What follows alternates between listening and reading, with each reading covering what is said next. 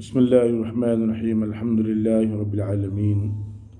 میرے بھائیو دوستو، جیسے اللہ پاک نے سورہ بقرہ کی 45ویں آیت میں جیسے بتایا کہ تم نماز اور صبر اور نماز کے ذریعے سے اللہ کی مدد حاصل کرو، اللہ پاک نے جیسے فرمایا نماز کے اندر کتنی بڑی طاقت رکھی ہے۔ نماز کا حکم اللہ رب العزت کے حکم سے کتنا بڑا امت محمدیہ کو دیا گیا۔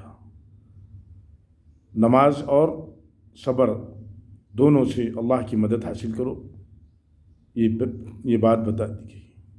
جیسے حضرت عبداللہ بن عباس ان کی روایت میں بارے میں آتا، آپ ایک سفر میں تھے، آپ کو اطلاع ملی غالباً آپ کے بھائی یا آپ کے صاحبزادے کا انتقال ہو گیا، تو آپ نے سواری سے اترا اور نماز پڑھی۔ نماز پڑھ کر آپ نے ان للہ و انا الیہ راجعون پڑھا، پھر آپ نے کہا استعینوا بالصبر والصلاۃ، سے ہم نے اللہ کی مدد حاصل کر لی۔ اسی طریقے سے ہر لمحے اللہ پاک نے نماز کا جو حکم دیا، فرض نماز کا جو حکم دیا، اللہ کے حکم سے فرض نمازوں کی پابندی کرنا اور دعا کرتے رہنا اور ہر حالت پر صبر کرتے رہنا۔ صبر سے بھی اللہ کی مدد ہوتی ہے، نماز کے ذریعے سے بھی اللہ کی مدد ہوتی ہے۔ اللہ کی مدد، اللہ پاک مدد عطا فرماتے ہیں۔ واقعی اللہ پاک ہر چیز کے کرنے والے ہیں۔ نماز اتنا بڑا حکم دیا گیا، جو نماز چھوڑے گا وہ آدمی نماز چھوڑنے کی بنیاد پر کفر تک پہنچ جائے گا، کیونکہ نماز آدمی چھوڑے گا تو میرے بھائیو اللہ کے قریب کیسے ہو سکتا؟ جب آدمی اللہ کے قریب ہونا چاہے تو اس کے لیے نماز ہے، اور نماز کوئی آدمی کوئی حاجت پیش آ گئی تو صلاۃ الحاجت نماز پڑھے۔ آدمی اگر توبہ کرنا چاہ رہا تو 2 رکعت صلاۃ التوبہ نماز پڑھے۔ اللہ پاک نے قدم قدم پر نماز کے لیے نماز کا راستہ کھلا رکھا، اللہ سے مانگنے کا راستہ کھلا رکھا، اللہ سے آدمی مانگتے رہے، صبر کرتے رہے۔ اللہ پاک صبر اور نماز کے ذریعے اس کی مدد فرماتے ہیں، اور اللہ جب مدد فرماتے ہیں تو کوئی آدمی اس کی مدد سے روک نہیں سکتا، کوئی آدمی اس کی مدد کو اس کی مدد سے کوئی روک نہیں سکتا۔ تمام مددیں اللہ ہی کی طرف سے ہوتی ہیں۔ اللہ جب مدد کرنے پہ آ گئے تو کون روکنے والا ہے؟ اللہ جب دینے پہ آ گئے تو کون اس سے ختم کرنے والا ہے؟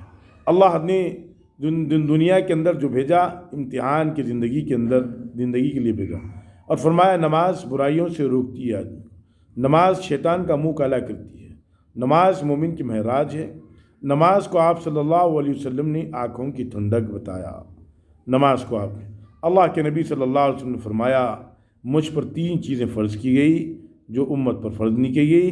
اس میں سے آپ یہ بھی بتایا فجر کی نماز سے پہلے جو سنت نماز ہے 2 رکعت، وہ مجھے دنیا اور دنیا کی معافیات سے بہتر ہے۔ آپ نے فرمایا اس کو میرے لیے فرض کیا گیا۔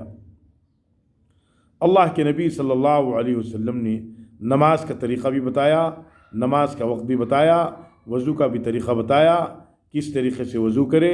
جیسے عمر خطاب رضی اللہ عنہ سے روایت ہے، حضرت عمر ان سے روایت ہے، آپ نے فرمایا جو آدمی وضو کر کے اشہد ان لا الہ الا اللہ وحدہ لا شریک لہ واشہد ان محمدا عبدہ ورسولہ پڑھتا ہے تو اللہ رب العزت اس کے لیے جنت کے 8 دروازے کھول دیتے ہیں۔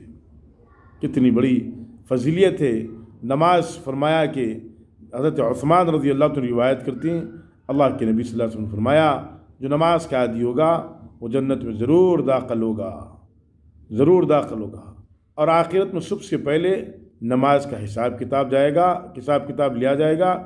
جس کی نماز اچھی ہوگی اس کے تمام اعمال اچھے ہوں گے، اور جس کے اندر نماز کے اندر کوتاہی ہوگی، نماز کے اندر سستی ہوگی، تو تمام اعمال کے اندر کوتاہی اور سستی ہوگی۔ اسی لیے ہر عمل اللہ کے نبی صلی اللہ علیہ وسلم والے عمل کو، جیسا آپ صلی اللہ علیہ وسلم نے فرمایا نماز میری آنکھوں کی ٹھنڈک ہے، اسی لیے آدمی کو چاہیے کہ نماز اللہ کے حکم پر، نبی کے طریقوں پر نماز کو ادا کرتے رہے۔ اللہ پاک دنیا اور آخرت اس کی دونوں بنا دیتے ہیں۔ اللہ سے دعا ہے اللہ پاک مجھ کو اور آپ کو ہر نماز پڑھنے کی توفیق عطا فرما دے، اور فرمایا کہ جماعت کا بھی درجہ بتا دیا گیا اور انفرادی نماز پڑھنے کا بھی درجہ بتا دیا گیا۔ نماز سے انفرادی سے نماز، جماعت کی نماز 27 درجے روایت میں آتا، بعض روایت میں آتا 25 درجے اللہ پاک نے فضیلت رکھی ہے، اسی لیے نماز کو زندہ کرو، نماز کو اللہ پاک کے حکم سے اپنے آپ کو نماز کے طریقوں پہ لاؤ، اللہ پاک کہنے سے زیادہ عمل کی توفیق۔